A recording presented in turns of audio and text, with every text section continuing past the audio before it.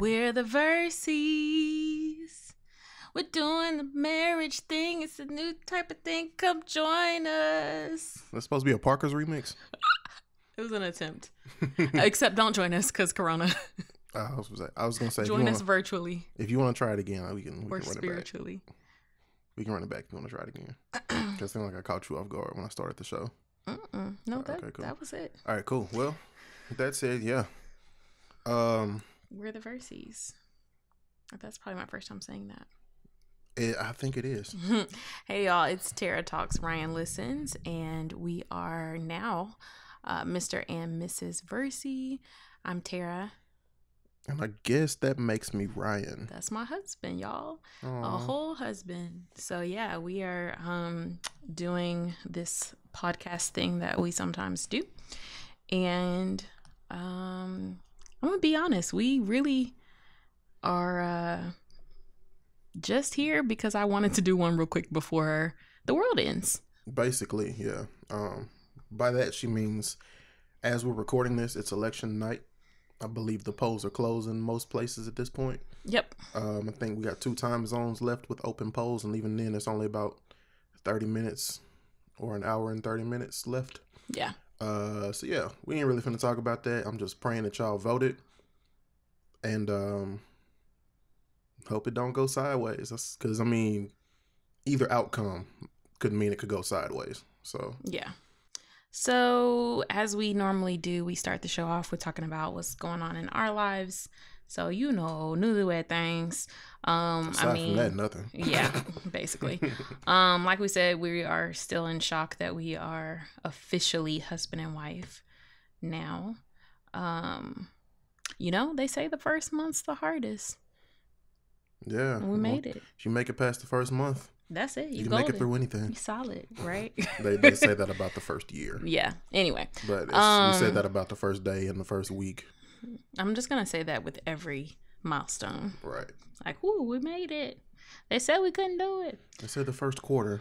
Right. Yeah. So I guess like the main exciting thing other than our 1 month anniversary is we got our wedding video. Man, yes we did. And so we did record a reaction video, so we'll post that soon so you all can see our initial reaction to the first time watching our wedding video, because I've already watched it 4 times, I think. And yeah, cried every time. Yeah. Corey Dixon, of course, just killed it. And I mean, I knew he would, but yeah, of course, to actually see it, it was amazing. Oh, and yeah. I mean, we went ahead and gave our immediate family and closest friends a little sneak peek preview before we release it to everyone. Right. But yeah. Yeah, so Dixon had us send him a reaction video. He was like, as he was finishing editing it or exporting it or something, he was like, yo, y'all got to do a reaction video. I was like, bet. So next day we get the video and we both sitting here all in our feelings and whatnot because, yeah, they did that good of a job. C. Dixon and J. Vince murdered it. Yeah. Absolutely murdered it. It was nice to kind of relive everything, but quickly because okay, so if y'all remember, wedding videos like in the 90s used to legit just be some dude holding a camera up and it would be like the entire wedding. That was the video. But now they do more modern, cool, like trailer style, 7 minutes versus like an hour and a half, 2 hours. So I loved it. I strongly recommend getting a video if it's like, yes, of course, photos, but the video as well is worth every penny. Oh, absolutely. And here's the thing. Speaking of worth every penny, don't reach out to a photographer or videographer and say, I just want like 20 pictures. Don't do that.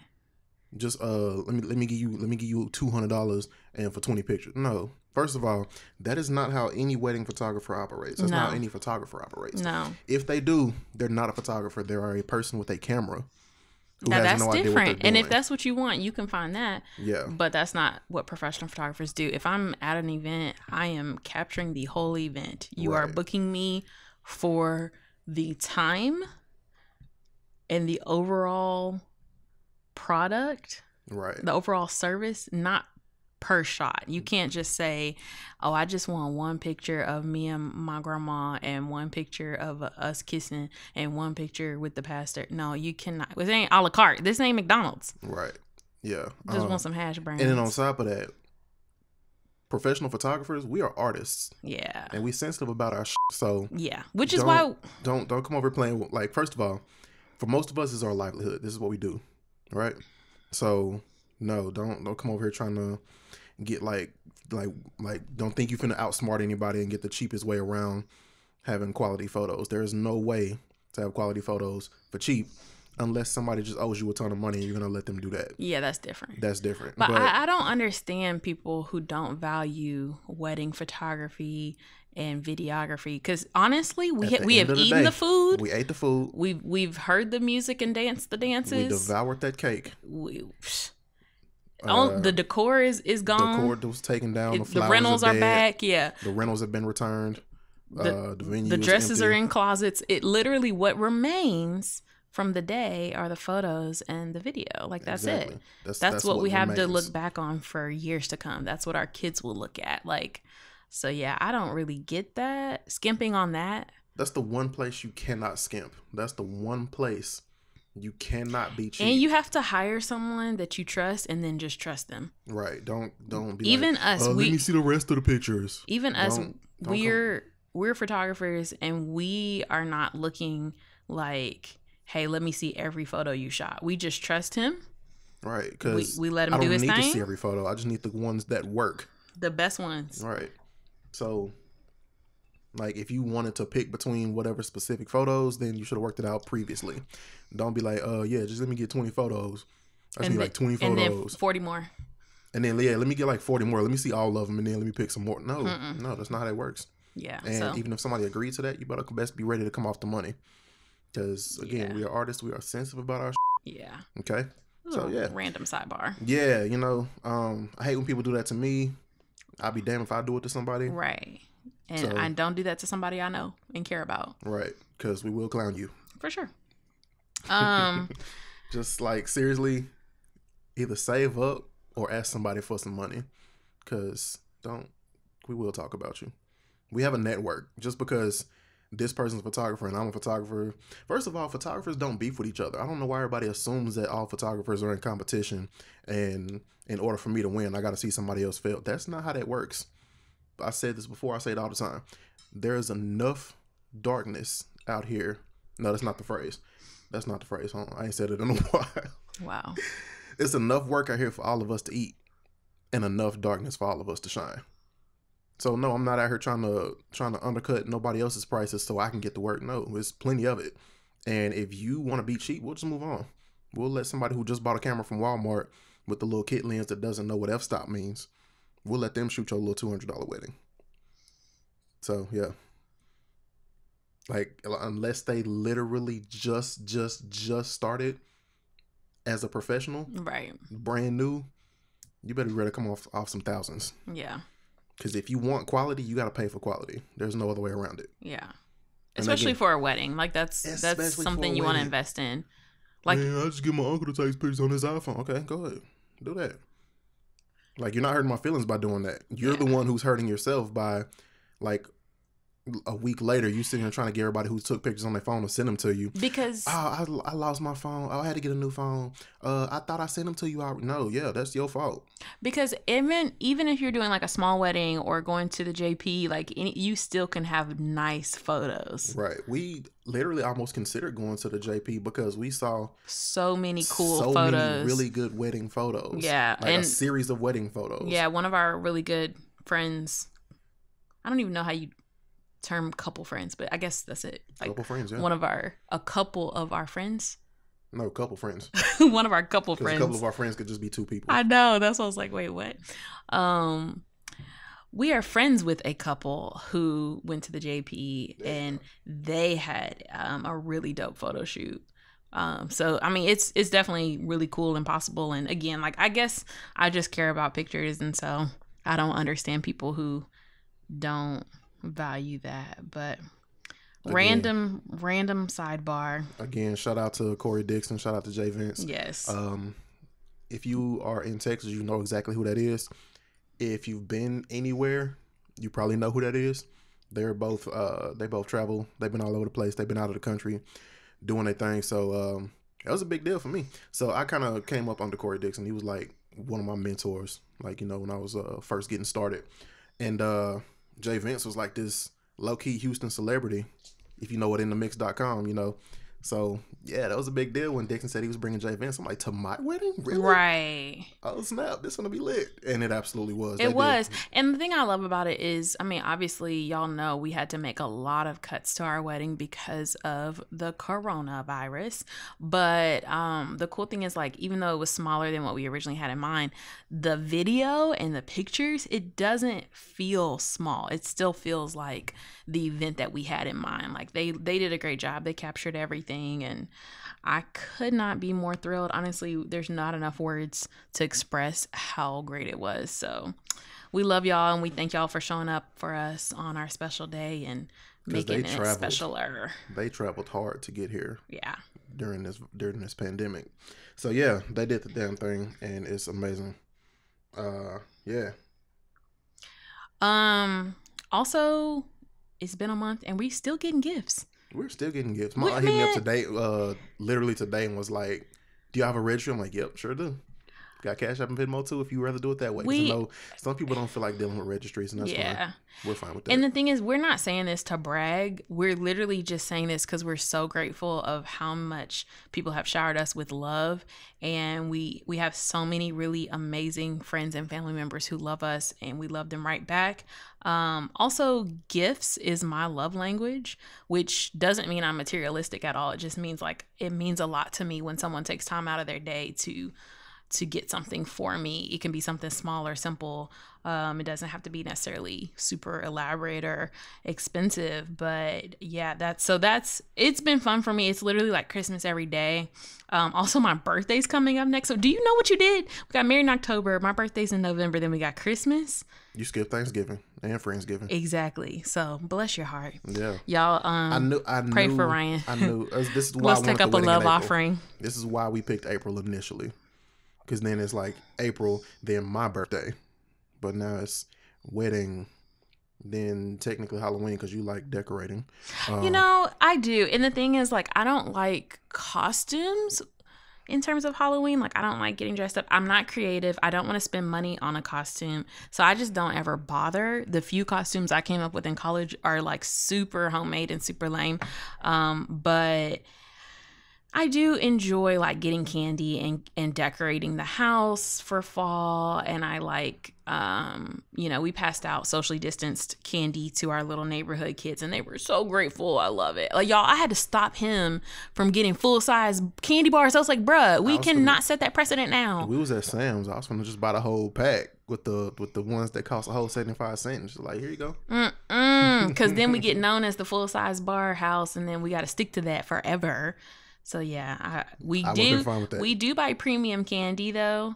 You're not getting no off-brand candy. You're not getting them little peanut butter things wrapped in wax paper. You're not getting no Even Smarties. Though I grew to love those because that was all the candy I had one time. But yeah, nah, you're not getting that. No, you getting premium candy here, but not full size yet. Maybe later. We sound old. We are. You're right. All right, let's go ahead and hop into what's on my timeline. Yeah, we already about 14 minutes in and ain't talked about nothing except mostly the wedding. So yeah, it's fine. Let's get through this show. So obviously what's on my timeline, as always, coronavirus. You know, everybody's situation is different. But I mean, I'm so ready to be out of this. So like, can we just remain vigilant? Wash your hands, wear your mask. I don't understand why I've seen so many people. I don't understand why I've seen so many people who wear their mask wrong. Like, is it really that hard to put it on your face right? I don't know. Apparently. I saw a meme that said, after seeing how people wear face masks, I now have a full understanding of why contraceptives sell. Oh, that's funny. And that makes perfect sense. I also think it's adorable that we just think this is gonna magically go away on New Year's Eve. Like we keep saying, oh, I just gotta make it through 2020, but this actually, it's called COVID-19 because it started in 2019. So like, I really think it had a timer on it. Yeah, it's not about to expire. I wish it would. And honestly, I say it too. I'm totally guilty because I just be like, oh, Lord, let me get through. But honestly, that's not even a 2020 thing. I do that every year. Every year, it's like around this time is where I get to the point where I'm like, just over it and ready for the holidays, ready for a little break, some family time. So I don't know. I think I just want like a few more, couple weeks off or something. Yeah. I'm cool. Like, we can just, like, stay in this for all I care. Because, like, I'm not going to lie. The social distancing and stay-at-home stuff, I'm fine with it, honestly. That's because you don't like being around people. Maybe I just don't like being around people if I don't have to. Even though I used to be an extrovert, I don't know what happened. What happened? I don't know. I was the homebody. Now I'm the one like, okay, I need to get back to my life. I just need people to quit pretending like it's about to be over. And like, okay, well, let's start going back and doing things. No. You do realize the news says it's worse right now. And I don't think the news will have anything to lie about. Because it ain't got nothing to do with nothing except, the entire health of the entire country. So yeah, with the number of cases and deaths rising again, stop acting like it's over. It's not. Yeah, nothing has really changed except Nothing's for changed. There's no our vaccine. desire to hope it's changed. Yeah, and the one potential vaccine got stopped already. Yeah. So yeah, stop acting like you're a scientist that you know everything and sit down somewhere so we can actually get this over with. Yeah, literally, we stayed in the house other than the wedding, and then now that the wedding's over, we're back in the house because yeah, because I mean. Like, if I would have got sick and had to miss the wedding, I would have had to fight somebody. Yeah. I would have had to fight somebody. So, yeah. Yeah. I don't know. I know we're all surprised that it's lasted this long, but yeah, it doesn't seem to be going away anytime soon. It's really more probably going to be a matter of us trying to figure out how to live with it long term, because yeah. But again, enough of that. Also, we already talked about voting. We early voted. I know a lot of our friends and family early voted too, and then I saw a lot of people voting today on election day. So voting is one of those weird things where it's like a group project. Like, I did my part and I'm just waiting to see if everybody else did their part. Right. It's really awkward. I will tell you, 2016, I stayed up watching the news, tracking it, and I mean, it got to a point where I finally just had to go to bed because it was a work night. I had to go to work the next day, and so I was like, I hope when I wake up the results are what I want them to be, and woke up and it was not.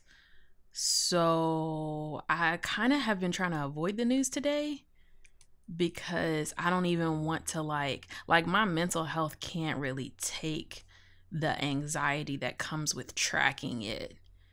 Yeah. You know what I mean? I figured that out the hard way last time. Yeah. So it's just like, I know it's out of my control. So I'm not going to like stress myself out watching the news and watching everybody's take on what's happening and which states get, which states go to which person and all of that and electoral college BS. Like, I just can't handle it. So I'm gonna, and here's the other thing. We could find out tonight or tomorrow. It could be another week because now we have even more mail-in ballots. Right. So it really could be, it could take some time to count the mail-in ballots this year more than normal. Also, if this thing goes to trial, it could be even longer before we find out. Yeah, that's just our little crybaby president Stalin, because he a crybaby. Yeah. Little psycho crybaby. Of course, I'm gonna edit that, but so I don't know. We'll see. I don't want to talk about that too much. Yeah, we will see. So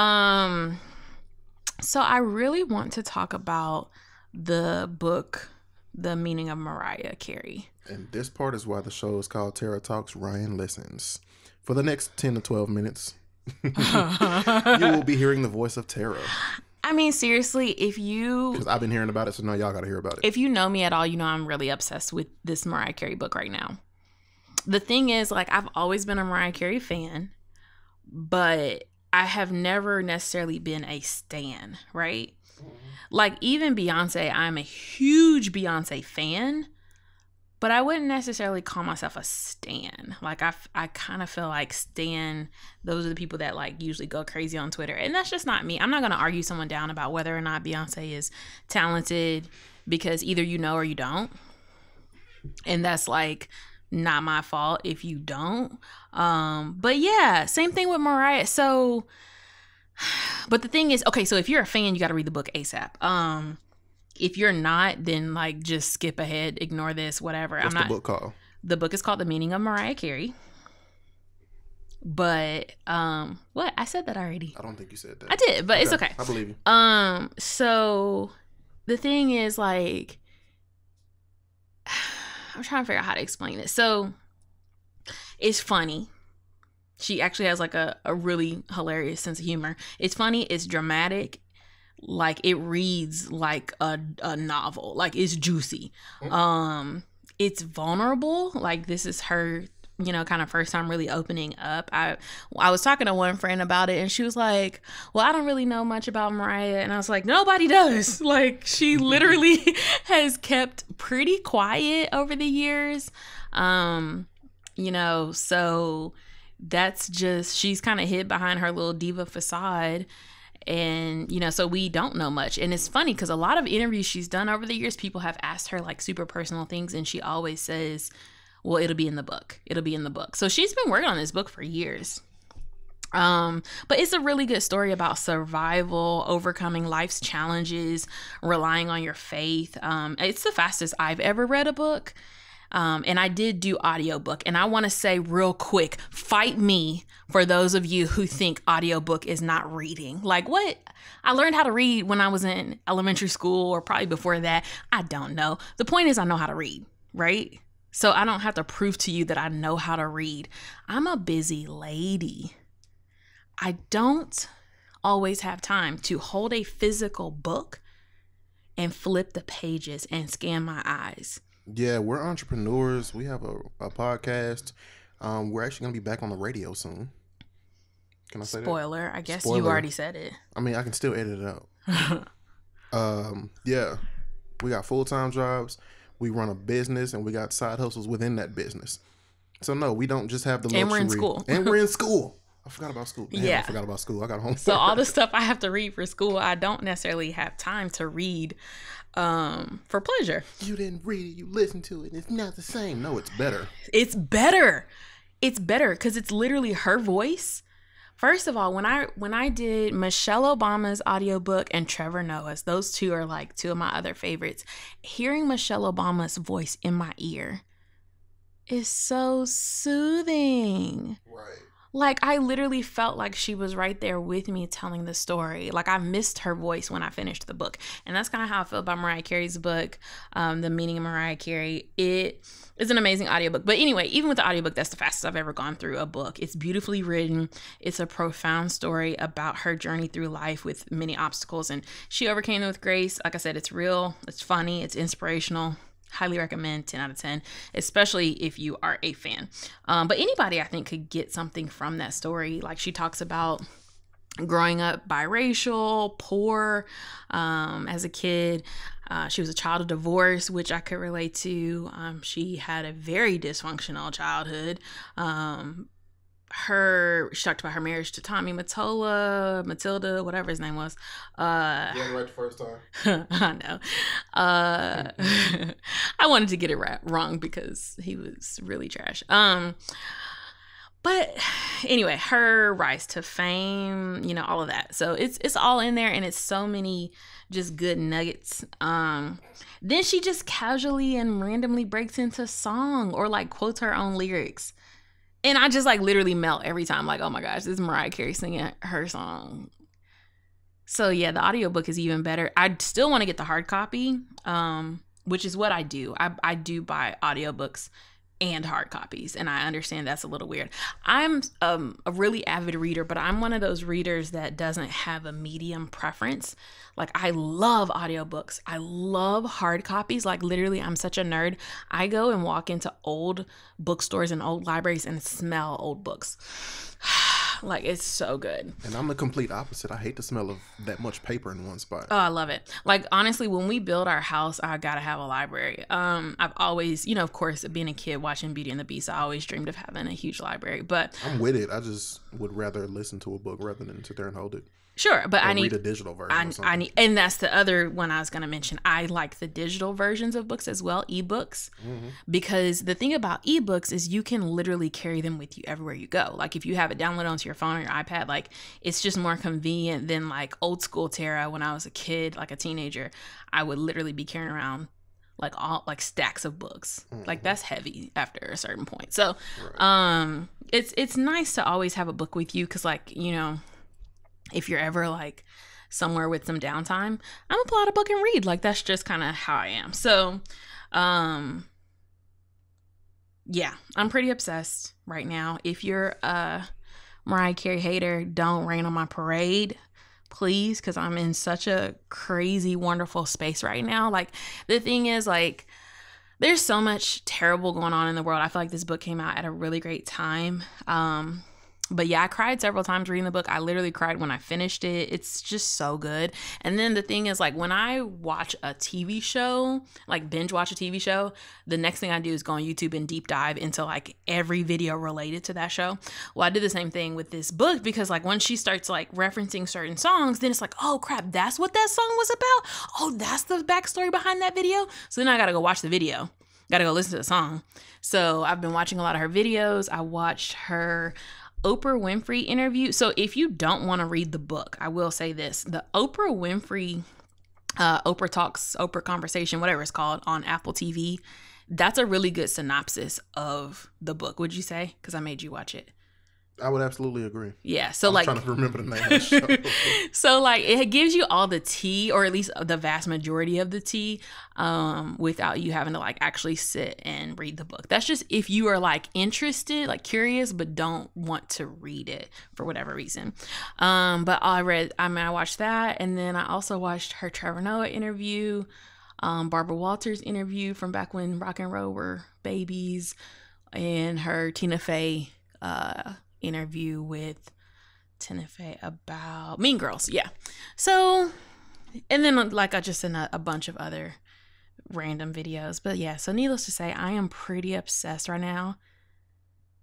I live tweeted it. If you follow me on Twitter, you saw my whole experience through the book. And that was really me holding back, because I didn't want people to think I was crazy, which I am. I am really like pretty obsessed with this book. And I'm honestly I'm exercising a lot of restraint right now to really to not talk about it even more, but then also to not just re-listen to it, which I still might at some point. So of course the big thing with Mariah Carey is the whole like all I want for Christmas is you thing. So a lot of people feel like you shouldn't start celebrating Christmas until after Thanksgiving. But then a lot of people feel like once November 1st hits, after Halloween is over, it's Christmas time. What do you think, babe? In my opinion, it kind of ruins the mood when you start too early. Like, I would rather, have Thanksgiving out of the way. Because, if I start thinking about Christmas after Halloween, along comes Thanksgiving. I'm like, what is it? This isn't Christmas, it's Thanksgiving. Oh, now I got to get through Thanksgiving. It's a whole extra holiday between now and Christmas. Now I got to sit here and eat all this turkey that don't nobody even really want. So it's just like, wait till after Thanksgiving and let it be more of, let the anticipation and the excitement and the magic of the holidays be more effective if you wait till after Thanksgiving. Like, starting it too early is just like, what's the word I'm looking for? What is the word I'm looking for? Like, I don't know. It's like pulling a chicken out of the oven too soon. you're not gonna want to eat that. Ew, it's gonna be raw. It's gonna be slightly raw. Yeah, it's gonna be a little pink. It's gonna be medium. You don't want medium chicken. You want chicken that's cooked all the way. So I'd rather wait till after Thanksgiving to start celebrating Christmas. But that's just me. Wow. So here's my thing. A few things. I could have said turkey because Thanksgiving. Yeah, a few things. So one, I don't even realize I'm doing it, and I'll hum Christmas songs throughout the year, right? Mm-hmm. Like year round. So who am I to judge someone for being excited about Christmas November 1st? I do have several close friends who, as soon as November 1st hit, they got the tree up, they watching Polar Express, they already own it. And the thing is, if that's your thing, go for it. Especially this year, 2020 has been trash. If you need your Christmas jammies to feel a little bit of excitement, a little bit of joy, go for it. I'm not going to stop you. Personally, I do agree with you. I'm not going to like pull out all the tree and the decor and the music yet. But yeah, I'm also not gonna knock somebody else for doing it. That's my thing. I'm not that adamant about it. I'm like, stop it, it's not time. I'm really more like, I want to save it, because I think also for me, because my birthday's in November, I like fall. I really love fall. So I need to have my fall decor in October and November so I can kind of stretch it out a little bit. And then we had the wedding in October, so I had to wait until all the wedding decor was squared away before I could really put out my fall decor. So I needed a little more time with it. But yeah, so I don't know. Like, I actually enjoy decorating the house for fall more than I do for Christmas. I don't know why. Probably because we used to always be on the road for Christmas. Yeah. More so than fall. But anyway, the point is, yeah, I like to wait, because if I pull out my Christmas songs too early, then I get like annoyed with it. Like, all right, I have heard in my mind for the last time, like, and I love it. So I still want to like enjoy it and rock with it. But anyway, that was my Mariah Carey tangent. But like I said, highly recommend the book if you are a fan at all. I think Trevor Noah said it best. It turns you from a fan into a lamb. And I mean, yeah. I mean, if you're not obsessed with it, it's okay. I'll still be your friend. But I need you to be okay with me being obsessed with it. So I guess that wraps up my Mariah Carey rant. Well, all right. What's next then? Also, randomly, Matthew McConaughey is so serious about not doing rom-coms anymore. Yeah, well, I mean, they're not that good anyway. They just keep giving me work, and I just keep doing. That's a terrible impression of Matthew McConaughey, and I'm really requoting, not requoting, but that was Family Guy. Yeah, I was redoing that Family Guy bit. Yeah. I used to be really good at impressions. You did. I don't know what happened. Not so much lately. I haven't done anything. Like, I feel like I can't sing anymore. I feel like I can't think straight no more ever. You can't. I haven't done anything in the last 8 months. So, yep. Yeah. So he turned down $14.5 million to make a romantic comedy. How much more? Wait, do it again. $14.5 million.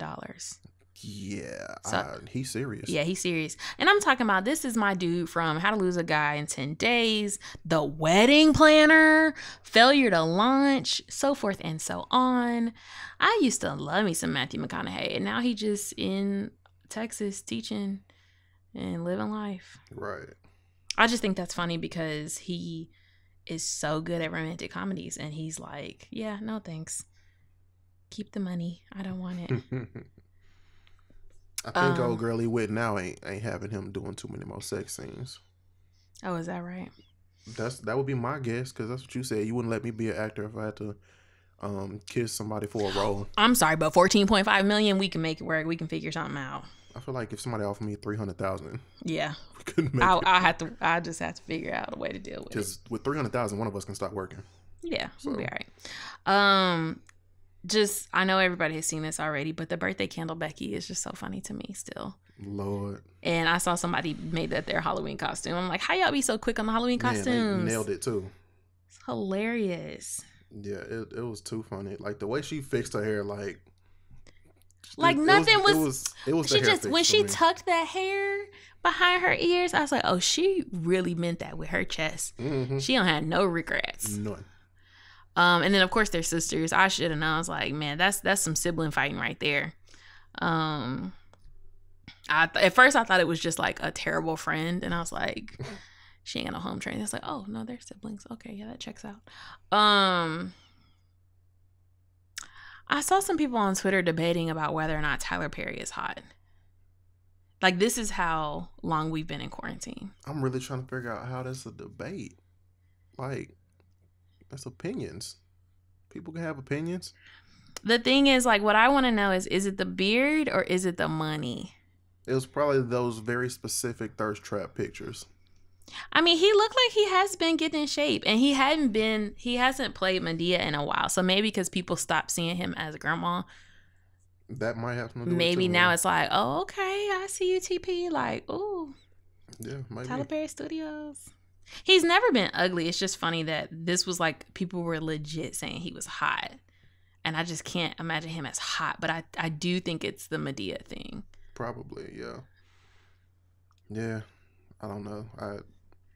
You don't have an opinion? I mean, like you said, he wasn't a bad looking dude before. It's just, I mean, I feel like that's what he always looked like. I didn't really notice a difference in He's a little bit more in the handsome. alleged thirst trap pictures. I'm like, that's Tyler Perry. It's what we've been locked up for a while. Right. Maybe I just didn't see a difference, but who knows? Chris Rock said he does 7 hours of therapy a week. Man, must be nice. And that's the thing he said, like, hey, I have the means. Right. So why not work on myself? He was like, if I was going to the gym like that, y'all wouldn't say nothing. Because 7 hours a week at the gym is recommended. Man, if I could make therapy my full-time job, for my therapy for myself, my full-time job, I absolutely would. Right. Like, if somebody would just project you. Yeah. I'm so serious. Money doesn't matter, and you can go whenever. You have the free time to go whenever. Mm-hmm. And so the thing is, it wasn't just like he has one therapist that he sees an hour every day. It was like, I think it was like a couple hours with his main therapist, and then he had like, I can't remember the actual terms, but there's like 2 or 3 different types of specialists that you would just categorize under the mental health umbrella. But didn't he also come out saying he's on the spectrum? So, I mean, that might have something to do with it too. I didn't hear that. Yeah, I think I'm pretty sure I saw that. So yeah, I just love seeing a Black famous man talk about mental health. Right. So I loved that. Oh yeah. Did you see Rance Allen died? Did you see Sean Connery died? I did. So R.I.P. to Rance Allen. Not so much to Sean Connery. I don't know who Rance Allen is. Something about the name Jesus. Oh, that's Rance Allen. Not like that. Yeah. That's how he sings. I mean, yeah. Is it not? Yeah, but you didn't do it right. How you do it? I'm not going to demonstrate. Oh, okay, exactly. I was trying to make you know.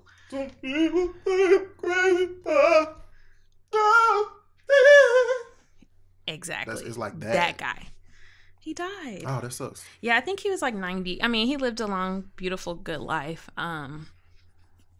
So RIP. But here's the thing. I was about to say RIP to Sean Connery. Then I saw this video somebody posted where Barbara Walters interviewed him. This is a long time ago.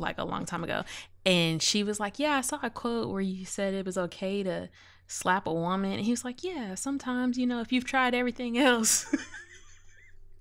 So I can't. I'm mad you laughed at that.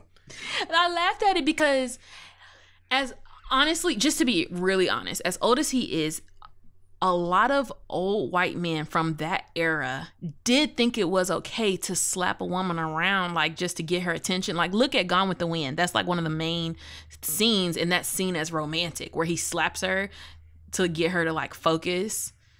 Like, that's a very common thing. There's even a few episodes of I Love Lucy where Ricky literally takes her over his lap and spanks her like she's a child.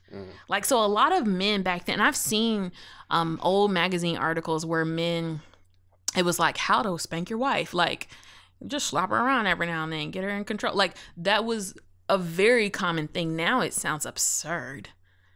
Yeah. And even the interview that I saw of Barbara Walters, it looked like it may have been the 80s or 90s. So he should have known better by then. But he doubled down on it. He was like, oh yeah, you tried everything else. You're going to have to slap her around. So I'm having a hard time. As much as I love 007, And when I say I love it in theory. I don't think I've ever seen any of those movies. I don't know that I've seen a Sean Connery movie at all. I don't think I have, but I just liked his voice. He had a really cool voice. He did have a really cool voice. He did. So, yeah. Anyway, I don't know how. I'm not good with impressions. Mixed feelings about that one. I feel like the Rance Allen impression so far has been the best in the show. It wasn't bad.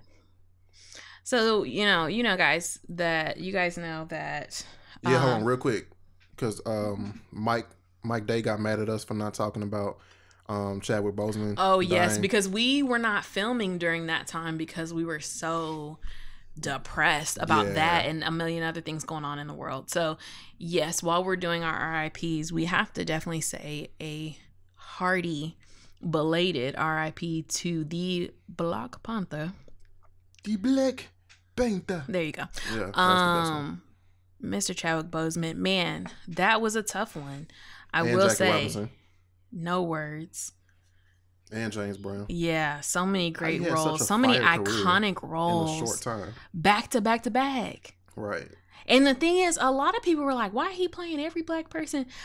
Because who else could? Exactly. Also, like, kudos to him for bringing these amazing iconic roles to life so that our young boys and young girls have something to aspire to and to look up to and to see positive messages.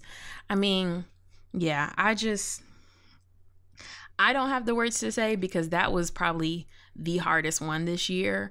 Once you learned the whole story about how he was filming while he was sick and how quiet he kept it. And then we found out his wife was pregnant. Yikes. Or is pregnant. So yeah, I mean, it's really sad, but also, yeah, it's inspiring to look at the roles he portrayed and the life he lived. And,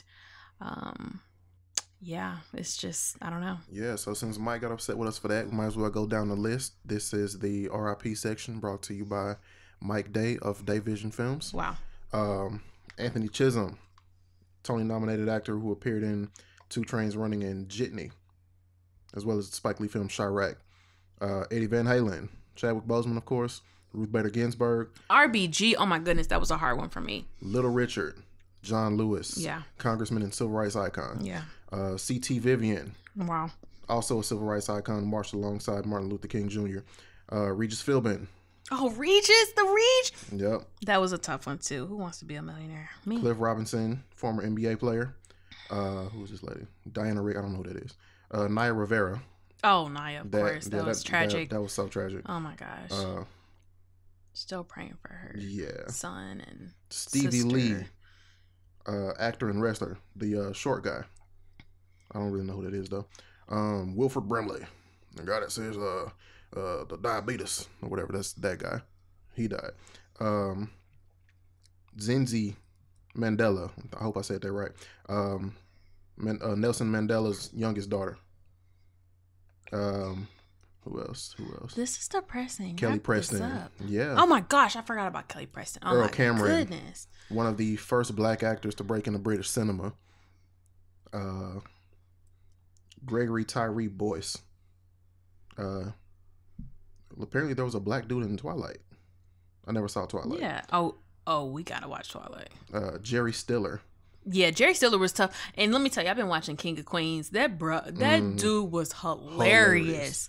I mean, of course, I know his wife died not too long ago, but man, yeah, Ben Stiller's dad. Yeah. It's so sad. Nikita Pearl Waligwa. I hope I said her name right. 15-year-old star of Disney's Queen of Katwe movie. Oh my gosh, yes, I forgot about her. We gotta watch a that brain movie. tumor. Yeah, that was sad. I'm just going through this list. Yeah, you need to wrap this up. This is depressing. And I'm like, I just found a list. I'm just scrolling down the list. I'm on 39, I think. Thanks, Mike. Yeah, this is Mike's fault. Everybody follow Day Vision. Everybody follow Michael WJ Day on Instagram. Every single documentary coming to you soon. Andre Harrell. Oh man, yeah, that was Uptown Records founder. Oh yeah. He was the one who discovered Diddy. Who discovered the vast majority of the music we listen to today. Right. From the 90s that we love. The pictures aren't coming up on this list anymore because even my phone is depressed. Yeah, wrap it up. The end. Hold on, let me just make sure I ain't leave nobody else out. Neil Peart, one of the all-time greatest drummers in the history of drumsticks and drums. The drummer for the band Rush. The song Tom Sawyer. I know you don't really know what that is. When I was younger, Rocky Johnson, The Rock's father. uh, Yeah, people will be like, "Oh my God, The Rock is black." Does Dad is black? Yeah. Former wrestler, also himself. So wrestling runs in that family. Heavy. Kirk Douglas. I'm not sure who all of these people are, honestly. Kenny Rogers. okay. Curly from the Harlem Globetrotters. Fred Neal. Okay. All right, I'm done. So yeah. That was brought to you by Mike Day. he gonna kill me for blaming it on him, but he asked for it. I mean, a lot of people died in the Too time many. that we were gone, and that's why we were gone, because it was so depressing. And that was just the people I recognized on the list. So, like, cause I'm not the person who's seen every single movie. Half of those people could walk up to me in real life and be like, "Hey, let me get $1," and I wouldn't know who they were. I'm like, I don't know if I have any cash, but you got cash yet? And not know who they were and just keep on going about my day. So yeah, I just went about the people I recognized, and the list was 3 times as long as what I actually said out loud. Yeah, it's been a rough year, and that's not even starting with the people who died by police brutality. So, anywho, R.I.P. to so many. Whew, yeah. So what's next? Okay, yeah. Next, I was going to talk about Netflix's Black shows again. So, go for it. As you could tell by my half-ass attempt at the intro, we started the Parkers. You know the Parker song stuck in my head now and has been this whole Dang, 40-something Mom. minutes because of you. Hey. That part you nailed, yeah. So wait, the dang mom or the hey? The hey. Oh, okay.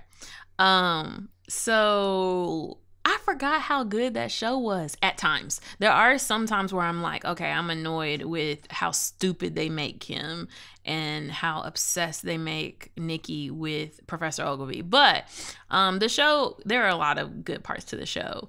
And I do like how it's like set at a community college. Like, I didn't even realize that when I was a kid. I don't think I knew a whole lot about the difference between community college and four-year colleges when I was a kid. But anywho, enjoying that. I finally finished Girlfriends. It had a terrible ending, like literally no ending at all. It was the worst. And I know that it wasn't Mariah Carey's fault, but I really hope that it being back on Netflix and so many people on Twitter talking crap about the ending makes whoever realize that we deserve an ending. We deserve maybe a movie or a mini series or something. The thing is, I don't even want necessarily a reboot. I just really want them to give us the ending we deserve. That show was so good and was on for so long. Just for it to drop out of nowhere just made no sense. So we started half and half, and that brought up the conversation of people on social media asking, like, who even says half sibling anymore? So I know people said it then. They say it on every episode, and I'm like, that's weird. They do. It's weird because of their dynamic. They did not get along. Their family dynamic was literally a divided. It was divisive.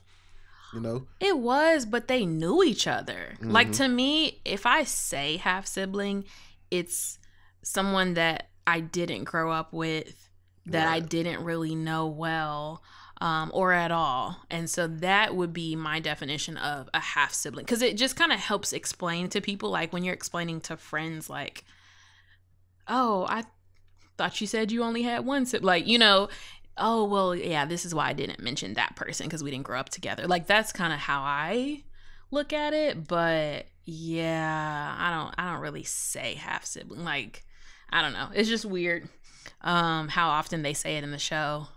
But maybe people were saying it more back then. I don't know. But I still love the show. It's one of my least favorite Essence Atkins roles, which is not saying I don't like her in it, because it just means I like her in so much else, because she was in so much. Yeah, because we some diehard Essence Atkins fans. Yeah, love her down, but it's weird. I don't know if I like her in this role. But yeah, the show is good. I don't know. I think that's everything on my timeline. I can't relate because I got cousins who aren't my cousins, who are not my aunt's children. I got aunts who are not my mom's siblings. I got moms who did not give birth to me. I got grandmothers who did not give birth to my mom or my dad. So people saying half sibling just sounds stupid to me. Right. And I think that's the whole point, though. Like, Yeah. you calling someone your cousin and they're not your cousin, or calling someone something, whatever, grandmother, Right. that is a relationship that you've built. That's a sign of love. So if you have someone that is technically DNA-ically your sibling, but you don't have a relationship with them, DNA-ically. yes, I said it, I love it. that is a half sibling. That's gonna be the name of this episode, DNA-ically. No. So I understand that, because like there are some people that are like, oh, that's my sperm donor's kid. Like, you know what I mean? Like if they don't have a close relationship with their father, but their father had some other kids, or like Papa was a Rolling Stone, and it's like, well, we're just discovering siblings and we're grown. That's a little different. That's a little different, yeah. So that's all I'm saying is, if it's somebody you grew up with, you have a relationship with at all, then I wouldn't say half, but that's just me. Yeah. Yeah, so that wraps up what's on my timeline. That should wrap up the show at this point. I mean, really. I mean, what else is left on the dossier? Do you have any obscure news this week? 2020. Right. This whole year. Murder hornets. Y'all, there was a murder hornet in my hair. She says this there week. was a murder hornet. Murder hornet in her hair. There was. I was walking, and then I was like, oh, there's something in my hair. And I thought it was a leaf. And then I flicked it out, and I was like, oh my gosh, it's a murder hornet. And it flew away. So, no, it didn't flew away. It fell on the ground. Oh, wow. You should have took a picture of it so we could actually see what type of murder hornet it was. I know. It was either a murder hornet or a yellow jacket or a bee or a wasp. The point is... Yeah, I'm going to go ahead and say yellow jacket, but I'm going to let you have it because I wasn't there. It was a murder hornet, y'all. So, all right. I'm glad you didn't get murdered. Thank you. So, we're going to hop into the list. What would I call this show without you? I don't even want to. I wouldn't make a podcast called Ryan Listens because I would be talking. Right. You better not replace me. I mean, I would have to make a whole nother show. I mean, I probably just wouldn't do it, honestly. I'd just be like, well, that was fun. You would be mourning the loss. Yeah. And then I would need something else to do to occupy my mind from all of the grief. Yeah. Okay, so yeah. Now we're going to hop into our listener letters, also known as hashtag asking for a friend. So I asked y'all if I should change my name, and if so, to what, or what do y'all think about women legally changing their names at all? I forgot to look at the responses. No one responded. What? That's what we get for being or on maybe for so I long. missed it. I don't know. I'll put it back out there on social media and see what y'all think. But I really love that topic, and I want to know, like, have any of you changed your name? Did you hyphenate? Did you leave it? I'm just curious. I already know what I'm gonna do, so I was just stirring up some mess. All right. So I'm just going to do 2 questions. Is that okay? Yeah, go for it. So the first question is from Vic, and Vic wants to know, what is your favorite Halloween movie? What's the one with Tia and Tamara? Twitches? Probably, because that's the only one I can think of. I don't know that I've ever seen that. I feel like I've seen it, because otherwise how would I know about it? And I just don't really know a whole lot about Halloween movies. I meant to watch it this year, because when we finished Sister Sister, I was like, we gotta watch. Why is Get Out listed on Halloween movies? That is not a Halloween movie. It's not a Halloween movie. It's scary. It's a horror movie. Yeah, it's not a Halloween movie. Wait, when was it released? Was it released around Halloween? No. No, it was released in February. Black History Month. Mm-hmm. So my favorite Halloween movie is Hocus Pocus. Okay. And I would say Halloween Town is probably my second favorite. But these are literally just movies that I watched when I was a kid. I'm not really that into them right now. Right. The Night Before Christmas is listed on Halloween movies, but I watched that for Christmas. I mean, I guess it's a little of both. But Yeah. Like I said, I'm not really that into. Here's my issue. Oh, Us is listed on Halloween movies too. That's weird. Here's my issue with scary movies. Why would I pay someone to scare me? Or why would I sit down and get scared during my free time for entertainment? Because there's also a storyline that you might enjoy. But I usually don't. Yeah. Like That's fine. I hate it. I was at this like friend's birthday slumber party. It's the same reason you would watch a movie that's gonna make you sad. Like That's different. It's like, yeah, the end of The Notebook should also make you sad. No, but the difference is I like being sad. Yeah, so that's like there's a difference between like being sad and like the sad that's like cathartic. Like, oh, I needed that.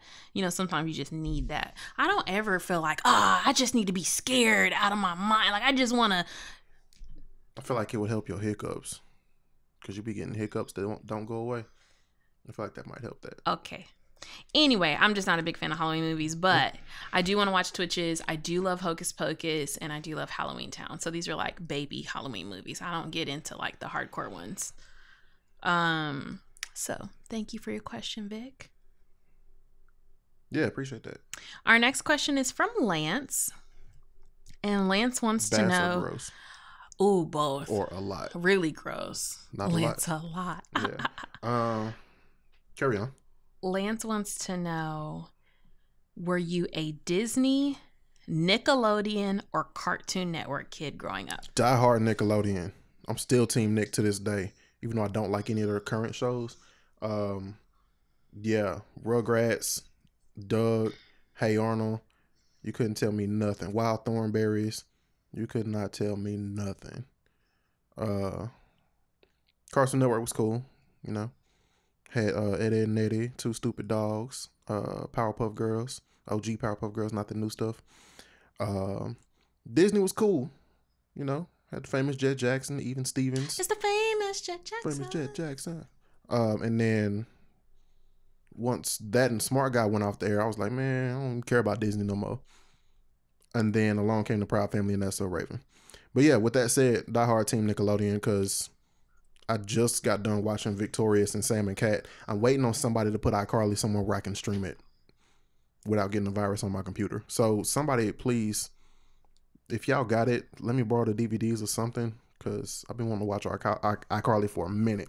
But yeah, even Master P's kids had Nickelodeon shows. What was Symphonique Miller's show was called How to Rock or something like that. That was super dope. What was Romeo's show called? Probably Romeo. It might have been Romeo. You're right. I think Lil JJ had a Nickelodeon show. He did. Yeah. So yeah, Nickelodeon just had the overall better shows, and that's me scratching the surface. Because there's what's the one where Macy Gray had the theme song? Oh my girl! As told by Ginger. Was much yes. On the other side. Did you say Rocket Power? Rocket Power, man! I hated Rocket Power at first, but then I was like, you know what? I should really pay attention to this show because I'm a skater. I was a kid. I used to skate and used to BMX bike and all that kind of stuff. And I was like, why don't I like this show? So I just sat down and forced myself to watch the marathon one summer. And I was like, you know what? This is a great show, and I do love it. So it took me a while to come around to Rocket Power, but I did. And of course, the most important cartoon of all time at this point, SpongeBob SquarePants. Man, who lives in a pineapple below the sea? SpongeBob SquarePants. So yeah, until Cartoon Network or Disney has something that can top SpongeBob, there's no argument here. Yes, they're great. They all have great shows, and they all, you know, have a purpose on your TV somewhere. But die hard Nickelodeon for me. Nick Cannon, all that. Keenan and Kel. TLC did the theme song. Like Nickelodeon was on another level. It's that it's Viacom. Viacom was just don't go nowhere. Putting like it was just so much that the Viacom connection had. They were way more connected to popular culture, and like Nickelodeon is part of how hip hop culture became mainstream culture for people, like for young millennials during that time, you know, because a lot of people weren't exposed to hip hop like that until Nickelodeon. So Nickelodeon, yeah. Nick. Nickelodeon. Did you see that thing on social media that was like, how many Nicks is there before Nickelodeon? Right. Nick. Anyway. It's Nick. So I was a hardcore Nickelodeon kid as well. And let me tell you, I did, what was the dude where it was just the whole face? Nick Jr.? Oh, yeah, my boy Face. Face? Man. Face? So I was up with Nick Jr., Little Bill. Bro. Bear. What was the bear? It wasn't Paddington, was it? No, it wasn't Paddington. It was Little Bear. Little Bear, yeah, you're right. That was it. What was the turtle? What would say the turtle? The turtle? Speaking of turtle, Rocco's Modern Life. Rocco's Modern Life. Go watch that reboot, by the way. I think it's on Netflix. That reboot is epic. What was the turtle's name? And then what was the one where it was like McSteamy's whole modern world, McGruff? Man, no, but that made me think of Busy World of Alan Strange. That's what I was. Oh no, no, not that. That's not what you're thinking. It was of. the busy something, but Alan Strange. You talking about Alex Mack?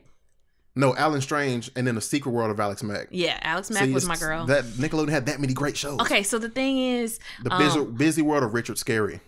That was it. Thank you. You got me there. Yeah, I remembered that show. Okay, so but also, can we talk about, what was my dude that used to like draw on the paper? Blue's Clues.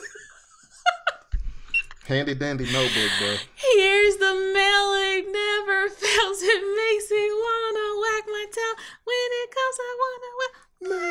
Okay, so I was up with Nick Jr., then Nickelodeon, and then Nick at Night. I would be up watching I Love Lucy and Dick Van Dyke and all them shows. So I bet you had no noggin, though. Bruh, Noggin. When Noggin yes, turned I into had the Noggin. end, and we was watching Why am I over here grabbing air?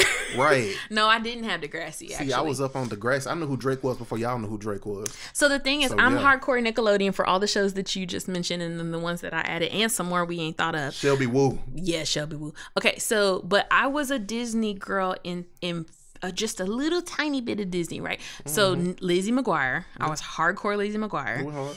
And then, of course, Proud Family. But mostly for me, when it comes to Disney, it's the movies for me. Yeah. The Disney movies is legit a big part of why I still have Disney Plus, even though I don't even watch it that much. But like, I forgot we had it. Right. But freaking Cisse Puede, Motocross, Smart House, The Luck of the Irish, like stargazing mega fast, hit me like a cosmic blast, something. Somebody, what was that? Xena. Zoom, make your heart go boom, boom. My supernova girl, bruh, and the sequel, Brink, Disney had the best movies. I was a skater as a kid, so anything involved skating, I was all over it. Disney had the best movies. I hated Cartoon Network. I thought it was stupid because my little boy cousins loved it, and I was just like, ugh.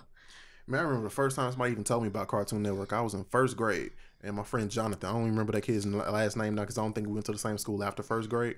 But Jonathan was like, yeah, man, it's all cartoons all the time. It's just like, for some reason, like my memory of him is a 6-year-old Italian guy who knows everything. I don't even think he was Italian. Wait, did we say Cousin Skeeter? We did not say Cousin Skeeter. Again, 702. Hip-hop culture. Yes. Right. Hip-hop culture Skeeter's in the mainstream. What I want. Nick was all about diversity. Cousin Skeeter was a black puppet with real people, and we let that rock. Like, we were okay with that. That's where Megan Good came from. Yeah, it is. That's where Robert Richard came from. Yeah, so many Bill people. Bellamy was the puppet, was the voice of the puppet. Yeah, I mean, it's always been epic. Yeah, Stickly. So hard. Oh, Stickly, bruh. Simmer down. Wait, where was Gumbo? Not Gumbo. Gumby. That was Nick Jr. in the mornings. It was in the morning. It was like the end of Nick Jr. and the beginning of regular Nick in the middle of the day. Yeah. Let me tell you, you throw on some Nick right now and there. Rugrats for life. Like, that's my all-time. Like, one of my all-time favorite shows. Favorite cartoons, favorite shows in general. Like, I still be watching Rugrats. I was watching Rugrats the other day just because I wanted to. Man, I saw somebody had a Halloween costume where the mom and dad were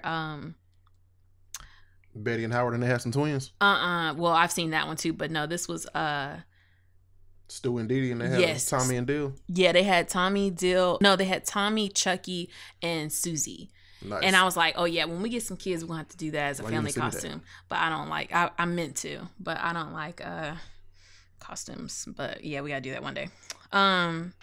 So yeah, that's how we grew up. Like I said, we're both hardcore Nickelodeon, but I did dabble in the Disney movies hardcore. That was like a weekend thing. So I guess I was a Monday through Friday Nickelodeon girl, and then a weekend Disney girl, if you want to call it that. But I didn't really like Even Stevens. I really didn't like much other than Lizzie McGuire and the movies. I used to watch Even Stevens mostly because I had a crush on dude's sister. Yeah, she was cute. I liked her. But the Beans was so annoying. Man, I wanted to slap Beans. Oh my gosh. I wanted to fight him. He was the worst. He was bad, and she probably doesn't too. All right, guys. Thank you so much for the questions. We're just gonna end it right there. I do want to say feel free to send us more questions at askttrl@gmail.com, or you can DM us and we will possibly answer your question. I know we've been gone for a while, so the questions have kind of slowed down, but yeah, send us some questions. Oh yeah, we back now. We want to hear from you. We good. All right, so we're gonna wrap this. I was about to say wrap this up. We're gonna wrap the show up. Don't let me forget to blank that out. We're gonna wrap this show up with our love life advice of the week.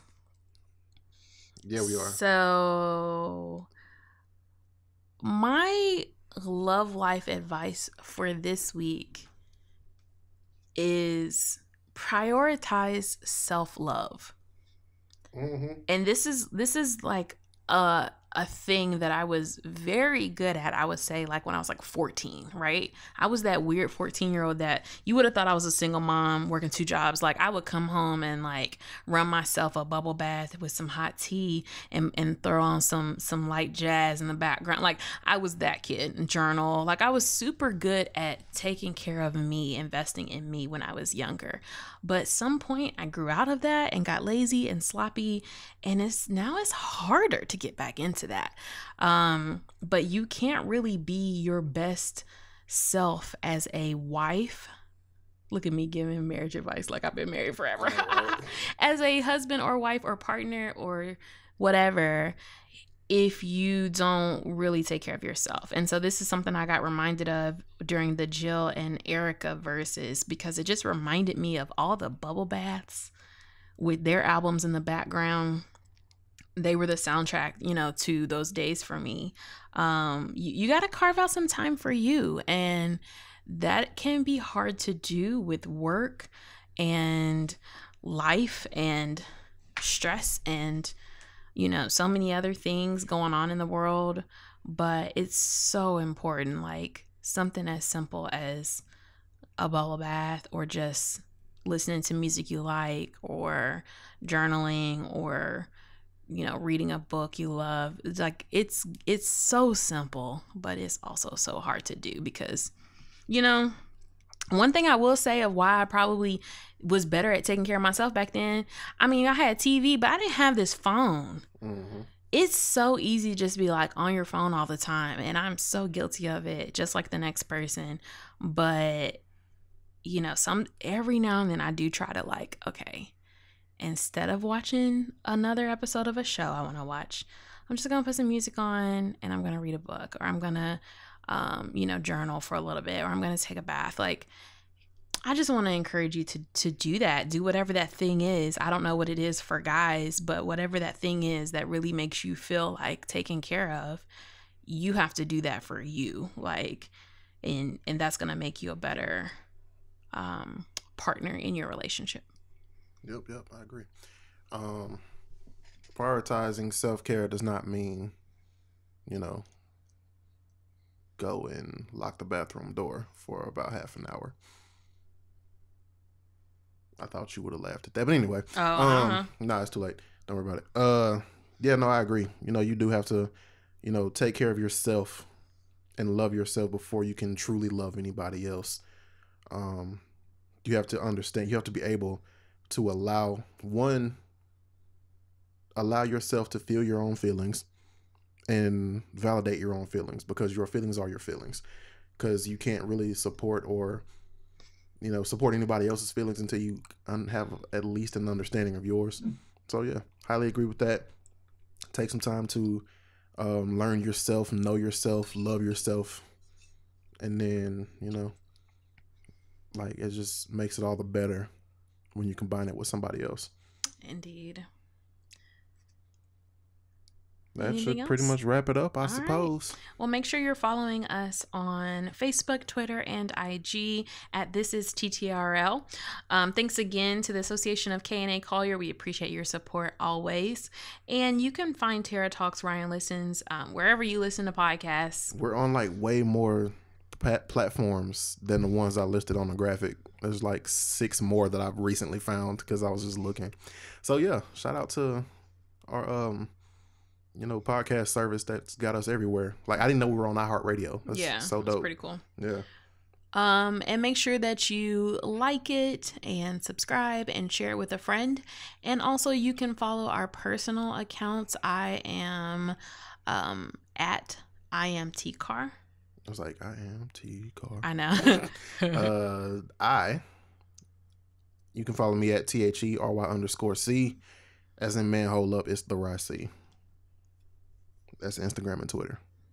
I'm hardly ever on Twitter unless Tara sends me stuff and makes me look at it. I am on Twitter way too much. Like, Twitter isn't as fun as it was when I was in school and we were all tweeting within the network, and like, Twitter's watered down nowadays.